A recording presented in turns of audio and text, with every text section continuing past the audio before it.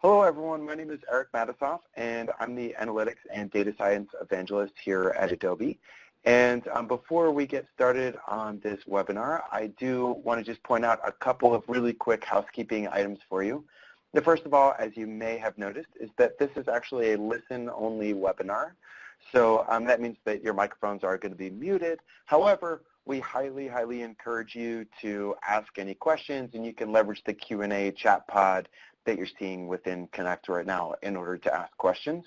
We've got a number of folks on the line who are here to help handle those questions, so do please go right ahead and ask away. The second housekeeping item is that this session is being recorded, and that recording URL will be shared out to all of you following the webinar as well, so that you can access it, record it, replay it as much as you like. And then finally, please stick around until the end. We've got an exit poll at the end of the webinar. We really take a lot of your feedback when planning upcoming webinars, and we appreciate all of the information you share with us. So do please stick around and answer those questions. So that's everything that I wanted to share here. So let's get a move on. So as I said, my name is Eric Matisoff, and joining me on the Analytics Fall 2017 release webinar is my friend Jen Lasser, who's an analytics product manager here at Adobe. Jen, feel free to say hello. Hello, everybody. Great to be here with you all.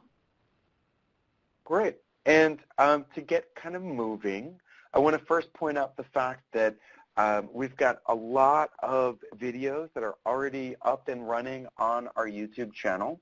And we're actually just right now copying and pasting that YouTube channel link into the Q&A pod just in case you don't have it.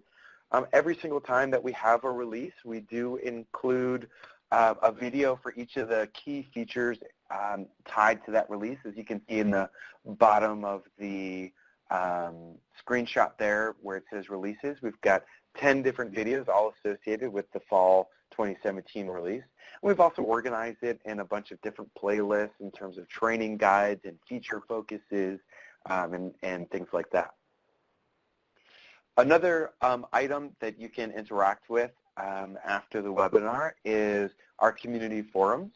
And we're also sharing a link directly to a thread that we've created specifically for this webinar. So if you're about to fall asleep tonight and realize, oh, there was a question I wanted to ask tied to the fall release that I didn't get to, you can go ahead to that forum and ask questions and interact with us directly there. We're happy to answer questions. If you haven't been to the community forum before, it's very easy to access. Simply click the question mark in the Adobe Experience Cloud and slide on down to community, just like in the screenshot. So let's talk a little bit around all of the different features that we released just a couple of weeks ago with our fall 2017 release. These are each of the features that we'll be walking through in detail during the next 55.5 minutes. And so let's actually jump in. So the very first one that we're going to be taking a look at and walking you through is an integration across the Analytics Cloud. And the Analytics Cloud is comprised of Adobe Analytics as well as Adobe Audience Manager. So if you're taking advantage of both of those tools, both of those solutions, then you're really going to get a ton of value out of this feature that we call Audience Analytics. The whole concept of Audience Analytics is allowing you to create segments in Audience Manager and have them shared directly into Adobe Analytics as well. It's the first productized integration between any DMP and an analytics engine in the market. And the beautiful thing about it is that it's completely server-side. So there is there's actually a 3-step process to get to having this integration enabled, and all of that data sharing happens behind the scenes without you having to worry about too much setup. Those new dimensions that are then shared, dimensional items shared into analytics, they can be used anywhere in analytics as if it was an EVAR or a prop or a standard dimension that's built into the product. They can be built into segmentation, flow visualizations, Venn diagrams, etc. And in terms of getting that piece set up, we've actually made it a lot easier to get in there. And we'll be walking through each of those 3 steps very shortly around how to actually have this enabled in your organization. First of all, one of those steps is actually enabling what we call server-side forwarding. Server-side forwarding is enabled at the report suite level. You used to have to actually call client care to have it enabled, and it was a little bit of a slower process. Now it's simply a checkbox, hit save, make sure you've got DTM or your tag management system up and running with the 3-step recommendations, and you're good to go. So let me actually walk you through a few different pieces of where we're seeing real-world success today from our customers that were in the beta, as well as those that were really quick to get up and running with this integration. So one of the examples that we've seen is with a media publisher. A media publisher needed to be able to provide audience effectiveness metrics to their ad sales teams, and needed to be able to pull in demographic segments like women between 25 to 34 or first-time moms, and be able to take advantage of that data coming from their first party, their second party, and their third party data into analytics for Adobe Analytics for further analysis. And they were able to do that using Audience Analytics. A second example of real-world success is with a travel company. This travel company was looking for retargeting opportunities, but needed to identify audiences that had a higher propensity to book using their on-site behavioral data. So they started with pulling data from Audience Manager that identified different campaigns that were being run, and pulled those segments into analytics, and then created their analysis, and then retargeted those different items back on into Audience Manager for increased ad targeting.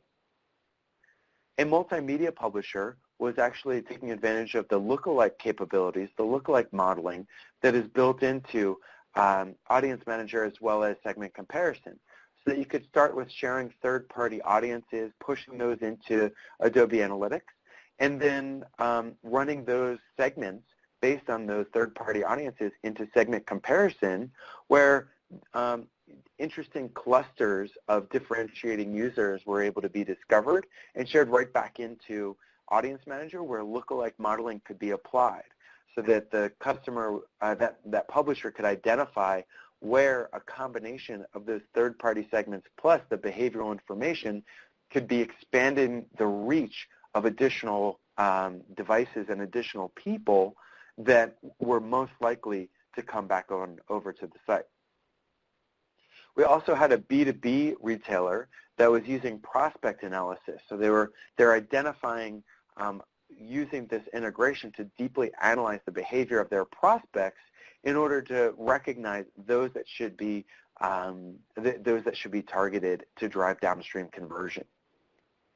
Finally, we have a destination resort that was using demographics targeting around 25 to 34-year-olds, or intent to head to a destination vacation in the near term, and pulling that into histograms within Workspace to find the exact right audience to target for each of their properties. So with those different real-world successes, let's talk a little bit about what this actually looks like in the product. So I'm going to go ahead and share my screen and show exactly what this looks like within Adobe Analytics. So if I could share my screen here, then I will show you exactly what we've got. So when I hit share, the first thing that you're going to see at the top is within Analysis Workspace, I've actually created a few different visualizations for capturing this information. And before I actually spend any time in Adobe Analytics, I want to talk a little bit about what this setup process looks like. And so we'll be sharing these links. In fact, I already shared these links in the thread for the fall release webinar. So there's a link to server-side forwarding as well as implementing the Audience Manager module. And so those links take you first to setting up the server-side forwarding piece. So this is setting up the ability for the call that's being captured automatically, or being captured by Adobe Analytics, to automatically send that data in the back end on over to Audience Manager. So that three-step process, number one, is making sure that you're already taking advantage of the Marketing Cloud ID service. The Marketing Cloud ID service is actually what integrates all of our different products together and helps make this integration work. The next piece is taking advantage of the Audience Manager module and deploying that on your site. And so if you're already taking advantage of the DIL code in order to deploy Audience Manager, you actually want to remove that DIL code and instead install the Audience Manager module, which is a nice, very simple setup. It's about 8 lines of code here that you simply add into your app measurement module. And once you've got that up and running, you'll have completed this second step. And then finally, the third step is just simply a verification. And we have some recommendations for how you can confirm that it's been set up properly within that server-side forwarding. From an analytics side of things, that one step that I mentioned earlier is within the admin console. I know that I get excited when I see new features within the admin console, and here's one that just simply makes life easier. So you select your report suite, head to General, and then on down to Server-Side Forwarding. And that gives you the ability to just simply click that checkbox, and you've enabled the Server-Side Forwarding behind the scenes. So that's all it takes. And keep in mind that those 2 links that I was showing earlier for Server-Side Forwarding and the Audience Manager module, we've also linked to those here within the Admin Console for Analytics. So let's jump into Audience Manager and talk a little bit about what the process is to start pushing data into Adobe Analytics. The first place that you want to go is you actually want to create a segment. So when you create that segment, oh, lovely, I've been logged out. Let me see if I can refresh over here. Nope. That's what happens when I wait too long for my page to load. So let me switch on over into Audience Manager. And once I log into Audience Manager, the first thing that I want to do is I want to create a segment. When I create those segments, I have the ability to take advantage of my first-party data, my second-party data, my third-party data in order to define what those segments should be. And then the next piece that I do, once I've created those segments, is I have to decide, well, where do I want to send them? And once you've got the server-side forwarding piece completed, you'll have a destination called Adobe Analytics right here within the tool. And when I click Adobe Analytics, the way that I've set it up is so that every single one of my report suites is configured for server-side forwarding. And if I edit this, I can actually adjust which report suites I want to have enabled for this particular destination. So I can see each of my different report suites here. If I want to, I can remove them. I also have the ability to define what segments should get mapped from Adobe Analytics, or I'm sorry, from Audience Manager into Analytics. And so I've clicked this ability to say, you know what, every single segment that I create in Audience Manager, I want to have it shared into Adobe Analytics.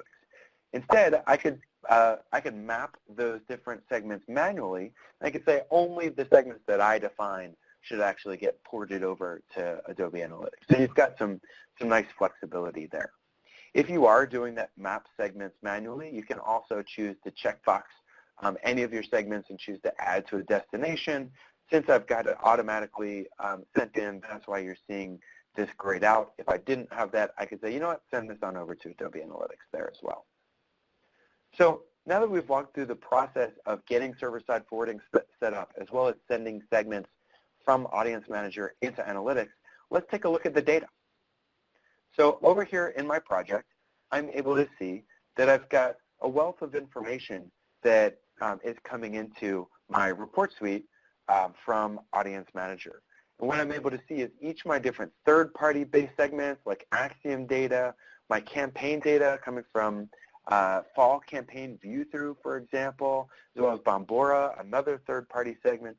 All of that is available right here in the tool. And you can see I've got a dimension called Audience's Name that's been auto-created because I've set up this integration on my own. When I do that, I can click the Info button and, of course, see all the different top items associated with them. But the fun part, of course, is beginning your analysis. So you can see I've got just some basic metrics. I've put in unique visitors, a couple of standard events, registration starts and confirmations, as well as a calculated metric. Anything that you can do in Analysis Workspace, you can now do with that audience's name dimension as well. Of course, if you wanted to drill into each of these different items and maybe say, well, what was the mobile device type for any of them, I can pull that in, and of course, I've got that data at my fingertips. If I need to, I can, of course, trend. I can do everything that I would want to do within Analysis Workspace. Speaking of visualizations, I also have the ability to pull audience's name into a flow visualization. So I've started with my Axiom Premium IT professionals, and I can see how my visitors are migrating from one audience to the next audience. And I can see a good portion are going from my IT professionals into my modest income segment. And then from there, I actually switched my dimension on over to page. And if there's a particular, if this segment is interesting for me, of course I can right click. And when I right-click, that's where I really get the power of Workspace at my fingertips. And I can choose to create a segment for this path. So maybe I create that segment automatically where I'm saying IT professionals that then have a modest income and then end up getting on over to the overview page. I can create that segment, give it a friendly name. And if I wanted to use lookalike modeling so that I could advertise to that target, that targeted audience, I could find more visitors that are just like the ones that have done this by sharing this on over to the Marketing Cloud as a Marketing Cloud audience.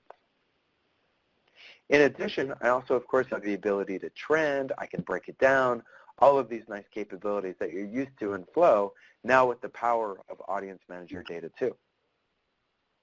I also have the ability to create Venn diagrams taking advantage of these audiences' names. You can see I've pulled in a basic one. I've got natural search data coming from Last Touch Channel.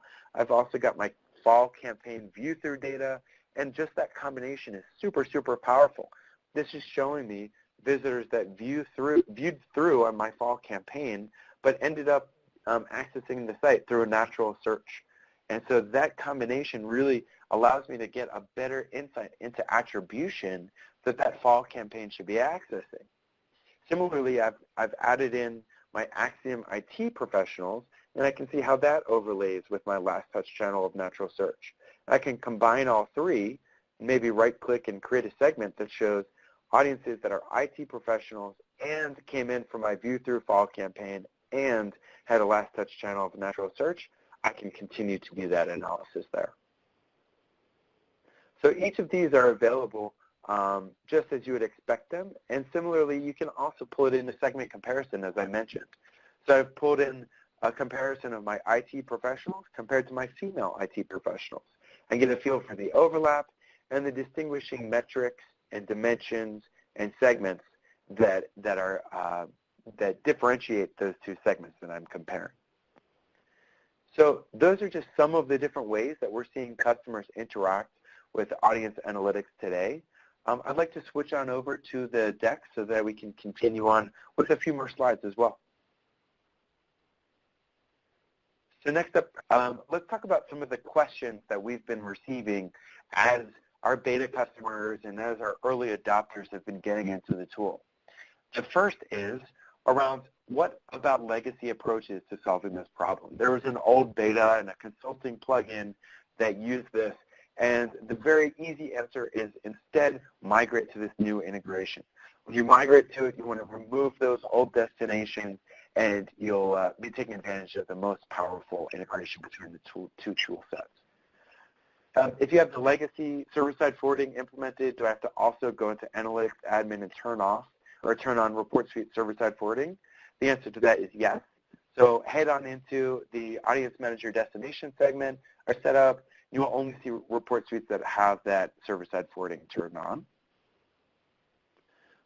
Will this integration service as a dimension or as a segment within Analytics? And as described earlier, it'll be a dimension that audiences ID and audience's name will be pulled into. So where can I use these dimensions in Analytics? You can use those dimensions everywhere. They're treated just like any other dimension collected in Analytics.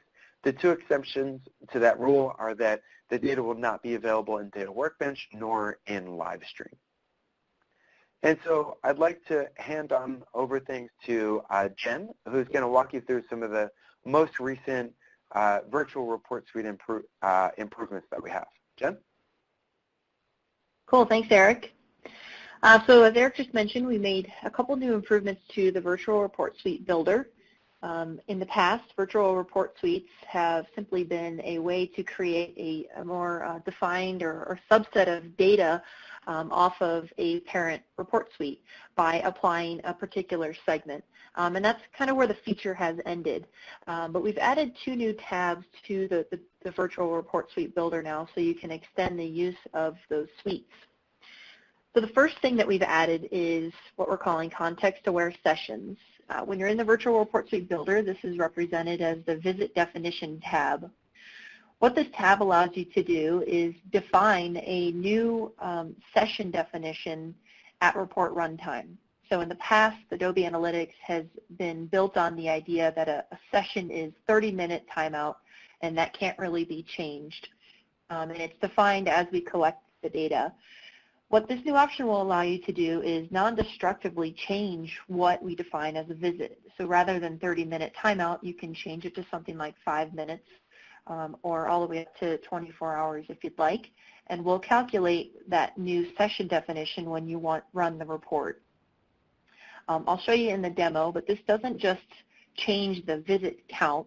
It also affects anything that has visit persistence, like EVARs, or segments that use visit containers. So it allows you to give a new lens on your data and meet some interesting use cases, which I'll talk about in just a minute. There's two additional settings on this tab that are specific for the mobile app use case. You can choose to trigger visits based on background hits or not, and you can also choose to trigger new visits based on app launches as well. So from some of the customers that have been early adopters of this feature, we've been hearing some pretty cool use cases for this feature. The first was from an airline customer. They're now able to define a session based on when their flights take off and land on the tarmac. So rather than just have a fixed 30-minute window, they can create a session definition that is more meaningful to their business. Additionally, we've seen customers and heard customers want to adjust the visit timeout to align better with some of their back-end systems, like a CRM system in this next use case. So we've heard that CRM systems from some of our customers have timeouts of things like 20 minutes, while Adobe Analytics has traditionally been 30 minutes. And that inconsistency causes questions and leads to data being different in the two systems. So with this new feature, this customer has been able to create a virtual report suite with a 20-minute timeout instead to better align with their downstream CRM system. We also have built out this feature for a mobile use case. So in the mobile app world, a session is not typically the length of 30 minutes or a 30-minute timeout. It's something much shorter.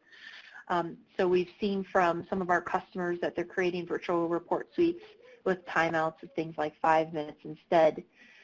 Building on that idea for this mobile use case, this particular customer also has been triggering new visits to start when people cross their geofence. When you cross the geofence, a background hit will fire off. So that's where that additional setting in the virtual report suite builder of triggering visits based on background hits comes in handy. And finally, with a video retailer, they have a video on their site that often takes their users a couple hours to watch. So the 30-minute timeout has been far too short for them, so that they've been able to update that timeout to something like 2 hours to be a lot more meaningful for the analysis that they're trying to do. So these are just a few ways that you could use this new feature, and we wanted to share these with you guys to give you some ideas about how this might apply to your business. One more thing that we've added to virtual report suites is the component curation tab. So if you've used Analysis Workspace project curation before, this is probably a familiar topic to you. Curation is the ability to filter down a report or project to just certain dimensions, metrics, and segments that you want the end business user to interact with. So rather than giving them all the data that you collect into Adobe Analytics and letting them kind of figure it out on their own, you can really narrow down the view of data that they're working with to be more useful for them and the use cases that they have. So we've taken this idea and we've stepped it up to the report suite level. So now within the virtual report suite builder, you can choose certain components to include or exclude from a suite. You can also rename those components as well. If you have a mobile team that you're sharing data with, you might want to rename the unique visitor metric to something like unique devices or app users, for example. So you're now able to do that through this curation option. So with that, I want to hop into the UI and share my screen out here and just show you guys how to access these new features in the virtual report suite builder, as well as use them in Analysis Workspace. So virtual report suites, again, those are subsets of data created off of parent suites, and they can be accessed through the components virtual report suite menu. This first screen that you'll land on is something that has been offered since we launched virtual report suites, and this is the place where you come to choose a parent report suite source and apply segments if you'd like. They're now optional because these next two tabs are available as ways to create a more defined suite. So I'll move to the next tab here. The Visit Definition tab is where you can define a different session timeout. To do this, you want to enable report time processing.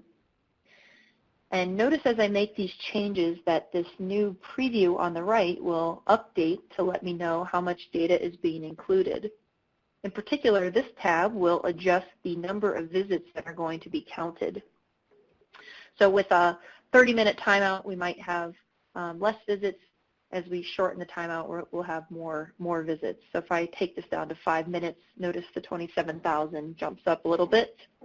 And if I go to something like 2 hours, it goes down a little bit. Depending on the data you collect and the behavior of your visitors, those changes might be a bit more drastic. Last thing I want to highlight in this tab is the additional options down here to trigger visits on app launch and background hits. That's kind of where that one use case came out of about geofencing and triggering visits on backgrounds. The next tab here is the component curation. So this is where you have the ability to customize the components that are available in a report suite. So you can drag over from the excluded side to the included side. You can search up here at the top for particular things that you want to add in, let's say visits and unique visitors. Over on the right-hand side, these are the components that the end business user will be able to see, and each one of these can be renamed as well. So you could call this something like app users if you wanted to. Okay. So I'm going to jump into Analysis Workspace and just show you how the visit changes affect what you see in Workspace. So the report suites will show up in your list up here. Virtual report suites are identified by a little blue dot. The base suite that I'm building off of right now has a 30-minute timeout. But if I change this to 5 minutes, let's say, you'll notice my numbers change here. It not only changes the number, but it also changes the allocation of values within EVAR visit persisted values and visit container segments as well. This is some generic demo data, but when you start applying this to your business metrics, you'll start to see things shift around, and that's why. Additionally, you'll see on the left rail here that there's a much smaller amount of data to choose from. So I just have a few dimensions that I added into this curated VRS and a few metrics as well, and that's all that the end business user will see.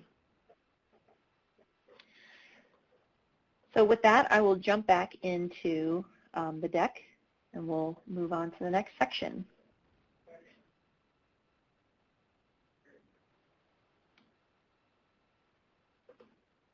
So there's a couple questions that have come up quite a bit with some of the customers that have been adopting these new features, and we wanted to make sure to address these in case you guys have some of the same questions.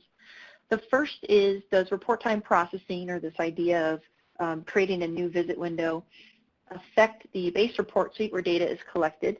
The answer is no. Report time processing only affects virtual report suites, and it's a non-destructive setting on your collected data.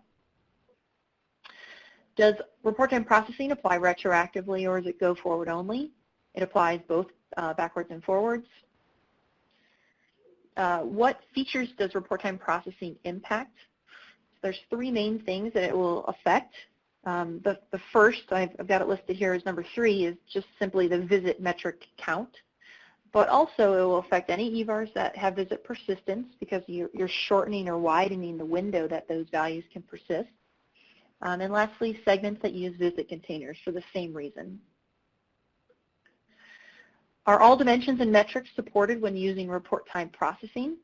The answer is no. For certain reasons, we're not able to support everything just yet. We'll be working to add more of the dimensions that you may have come to know and love into this feature over time. We have documented all the things that are not supported on this documentation link, which was just pasted in the chat pod as well. Will report time processing be available in non-Workspace tools like reports and analytics and data feeds? The answer is no. This is an analysis workspace only feature at this time. What 2 primary actions can be taken in Virtual Report Suite's component tab?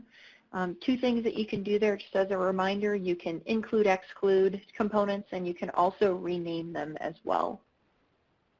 And finally, to date, virtual report suites have not been supported in the mobile services UI, but this is a support that we'll be adding in today's release. So if you want to use virtual report suites there, check back tomorrow, and you should see that available. So with that, I'll move into our next section that's focused on analysis workspace enhancements. Each month, we're continually building into Workspace and trying to make it easier to use for all levels of business users. And so our fall release is no different. We've introduced a new visualization as well as some other what we call more minor features. So the first is the map visualization. This is something we've added in to close the gap with reports and analytics, but also take it much further and allow you to visualize spatially the location data that you've always been collecting, and give you a much easier way to interact with that data. So this is an interactive map. It's something you can zoom in and out of. You can adjust the colors. The dots can be changed to a heat map view. It's a fully interactive thing, and we'll demonstrate that in just a moment here. I'm going to hit the slides pretty quickly so I can get to the demo and show you guys these things kind of live. So the next group of updates we've made we call zero state improvements. This is what Workspace looks like when you land into it. Here we've improved our blank panel to highlight some of the different analyses that you can do in Workspace, like flow or fallout, and now even the new map. We've added some new tags throughout the experience to call attention to some of the new features so that you're always aware of things that are being added in. And we've improved the far left rail contrast a bit to make it a bit more apparent that you have a toolbar over there with different options. We've updated our freeform table. It now includes an animated GIF that shows and illustrates the paradigm of dragging and dropping from the left rail to the middle of the canvas. We did this to help more novice users that land in Workspace understand kind of how to get started, how to start jumping right into the analysis that they came to do. And finally, along the same lines, we've improved the drop zones as well to indicate a bit clearer what types of components should be dragged and dropped into each part of a freeform table. For trended visualizations, we've added in a granularity selector to the viz settings. So rather than having to go and manipulate the underlying table, which takes quite a few steps, you can now simply toggle the drop down to weekly or daily, all the way up to yearly as well. We've improved the data source management even further. So a couple months ago, we added or we improved the visualization data source management modal to make it a bit simpler and hopefully easier to use. We've now added that functionality to freeform and cohort tables as well, so that you can interact with the table and understand very quickly what visualizations are linked to it. And we've added a handful of other improvements and updates to Analysis Workspace as well. The last one I'll specifically highlight is just improvements around the segment drop zone and the support for full dimensions and events in that area now. So now you can truly drop anything anywhere within the Workspace canvas. So I'm going to hop back into my browser and just show you a few of these things live here.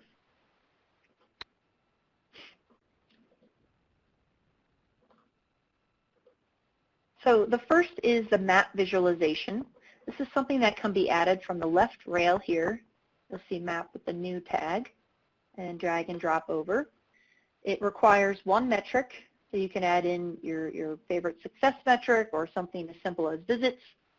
And there's two settings here. So the first is geographic dimension. This is the data that is based on IP address.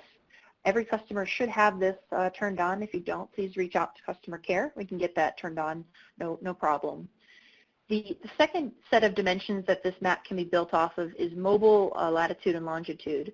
This will be available to you if you have location services turned on in the admin console and the correct code in your SDK. And it's a bit more granular than the IP-based information. Just wanted to highlight that you have those two options. So I'm looking at the map here. Again, it's something you can fully scroll in and scroll out of. As you scroll in, the dots will break out further and further, and you can update all sorts of settings from the visualization settings area. Cluster radius will show you more or less dots depending on what you're trying to illustrate. Custom max value will help you change the size of the dots to call out certain areas. So if you're zoomed in and the data is getting much smaller, you can adjust the value that you consider to be greater than. So here I've set my value as 25, so it's highlighting bubbles that are closer to 25 to really call out those differences. You can change your colors as well, and even render a heat map instead of bubbles. So heat map looks a little something like this, where the colors changed based on the density of the data. So definitely take a look at this visualization if you haven't had a chance to so far, and would love to hear your feedback in the forums. A few more updates here. Workspace zero state improvements. So the blank panel has been accessible from the left rail here, but it didn't have much in it. It just gave you the ability to add a freeform table. So what we've done here is brought over some of the visualizations that are kind of starting points for different types of analyses.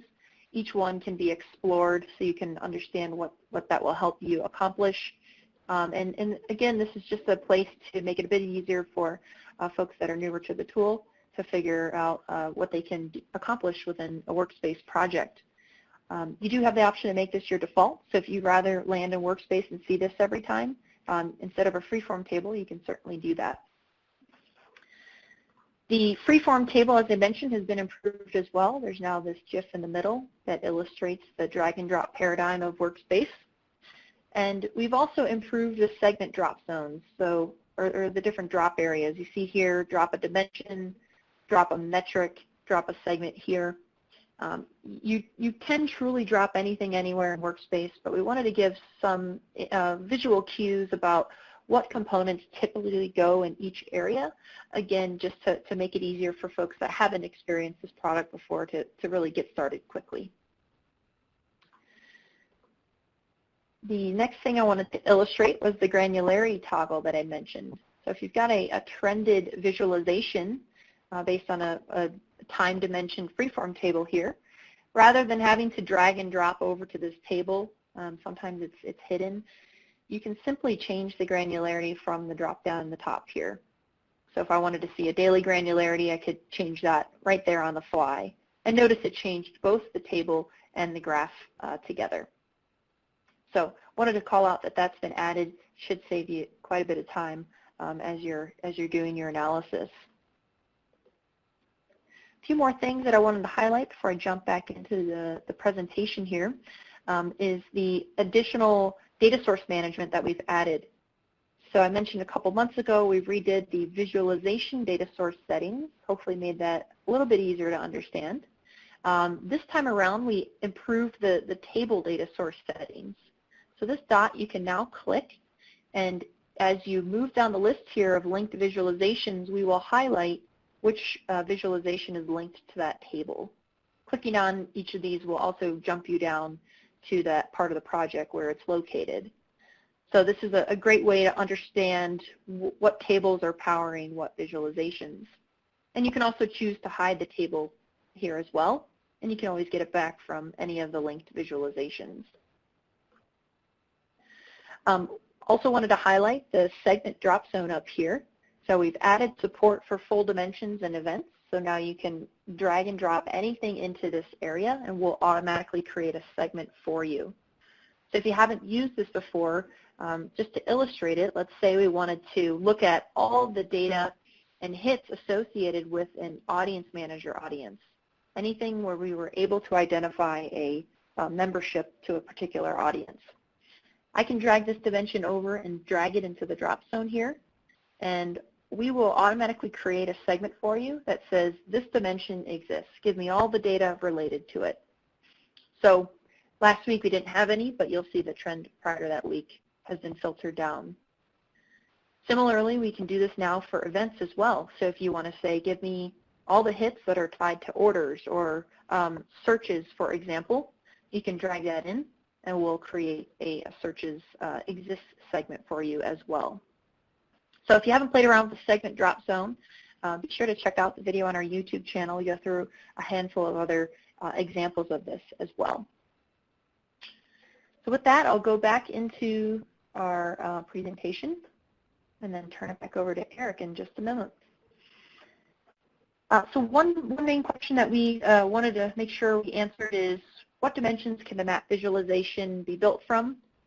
We covered this in the demo, but there's two options, either the IP-based geosegmentation dimensions, which nearly all customers should have, or if you have location services turned on for your mobile app and you're using our SDK, you can base it off of latitude and longitude data as well. So with that, I will turn back over to Eric to walk through some of our virtual analyst updates. Great, thanks, Jen. So as a reminder, Virtual Analyst is our ability to have a number of different features together in a data science empowered way, so that you've got a workflow that helps you just simply automate the analysis that you're already doing. One example of that is with contribution analysis. And contribution analysis is a feature that has been around the Adobe Analytics world for a little while, but depending on what your current access rights are within the tool or what product you've purchased, you may only have had access to it in reports and analytics previously. So as of now, all customers that are in a number of different SKUs now get additional access to contribution analysis in a form that we call tokens, which means that your company gets access to run a full contribution analysis in Workspace, and you're no longer limited to just 3 dimensions, but it's a limited number of runs per company per month. And so that capability really allows for our customers to take better advantage of these data science empowered features. To get a feel for how many tokens per month your company will have access to, here's a list of each of the different SKUs and the number of tokens that you'll have access to as a company in order to run contribution analysis. And the good news is we've also incorporated the ability to access how many tokens have been used in that month right in the product, so you can more easily see about how many you have remaining and how many others within your organization have used. In terms of additional capabilities when it comes to virtual analysts, and don't worry, I'll show you that in just a second. Another small but very useful feature is with our intelligent alerts capability. We're recognizing that the intelligent alerts capability has been out in the field for longer than a year, and a lot of those alerts are starting to expire. And so we wanted to make it really easy for you to be able to renew those alerts. So it's just simply a click in the alerts component, and you select the ability to renew, and then that will extend the expiration date an additional year past the current date. So let's talk a little bit about why we're making that change specifically for contribution analysis. The simple answer is that we want to enable customers to have more than just the three-dimensional contribution analysis that you have today in terms of reports and analytics, and get a number of full runs per month that are available to you so that you can see what the full potential of contribution analysis is. How does the tokening work, and does it cost a token just simply to load a project that had a previously run contribution analysis? These are questions we're getting often. So the tokening, as I mentioned, works at a login company level rather than at the user level, and you're able to run that complete contribution analysis. Now, once it's run, that's only just a single token. If you need to reload a project that has the contribution analysis that's already been run, then it won't cost an additional token. You won't use an additional token there. Do tokens apply to contribution analysis that you're running in reports and analytics? Then the very simple question is no. Nothing at all changes with the way that you're running contribution analysis in reports and analytics. So how can you check your token usage? I'll be walking you through this in just a second. But simply, the place that you access it is under the admin dropdown, then select company settings, and then there's a tab specifically focused on feature access levels, which gives you even more information than just simply focused on contribution analysis tokens. There's a wealth of information there.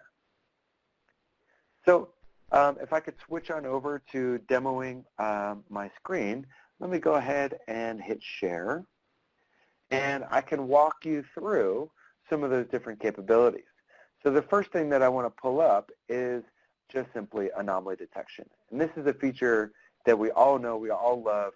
It's where we're taking any metric that you trend within Analysis Workspace, be it a standard boring metric like page views or visits, or a complicated calculated metric with a segment applied to it.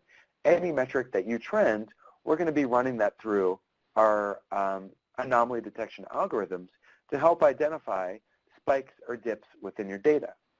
The new feature that becomes available to you if you're in a SKU that has contribution analysis tokens is the ability to click Analyze. That Analyze button is where you're able to kick off a contribution analysis where we're taking that anomaly and running it through tens of millions of data combinations to help you identify what the root cause, the contributing factors to that anomaly is. And the response that you get within about, 10 to 50, 45 seconds is going to look just like this.